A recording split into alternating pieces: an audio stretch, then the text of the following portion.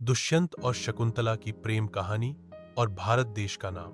यह कहानी महाभारत और महान कवि कालिदास की प्रसिद्ध काव्य नाट्य रचना अभिज्ञान शाकुंतलम पर आधारित है। यह प्रेम, वियोग और पुनर्मिलन की एक अत्यंत भावुक और प्रेरणादायक कथा है। कहानी का सारांश। एक बार हस्तिनापुर के राजा दुष्यंत शिकार के लिए जंगल में गए। वहां उन्होंने एक सुंदर और शांत स्वभाव की कन्या शकुंतला को देखा, जो महर्षि कण्व के आश्रम में रहती थी। शकुंतला असल में शिव विश्वामित्र और अप्सरा मेनका की पुत्री थी, लेकिन उसका पालन पोषण महर्षि कण्व ने किया था। प्रेम और विवाह। राजा दुष्यंत और शकुंतला एक दूसरे से प्रेम करने लगे। उन्होंने गांधर्व विवाह, स्वेच्छा से किया गया विवाह किया।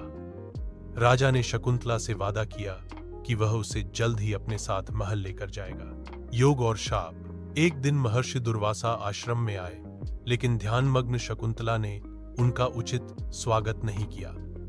इससे क्रोधित होकर दुर्वासा ने उसे शाप दिया कि जिससे तू प्रेम करती है वह तुझे भूल जाएगा। हालांकि बाद में शिव ने शाप को कुछ कम कर दिया और कहा कि जब शकुंतला कोई पहचान की वस्तु अंगूठी दिखाएगी, तब दुष्यंत को सब याद आ जाएगा। अधी अंगूठी का खो जाना।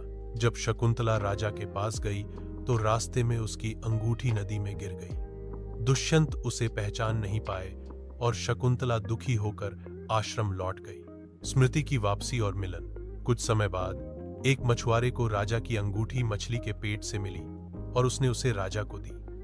अंगूठी देखकर राजा को शकुंतला और अपने प्रेम की सारी बातें याद आ गईं। वह बहुत दुखी हुआ और उसे खोजने निकल पड़ा।